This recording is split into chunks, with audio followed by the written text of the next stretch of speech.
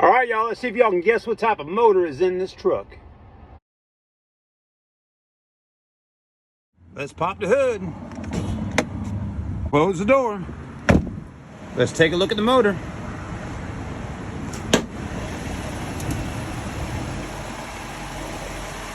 This one's missing the plastic cover, so we're trying to make it a little more difficult for you.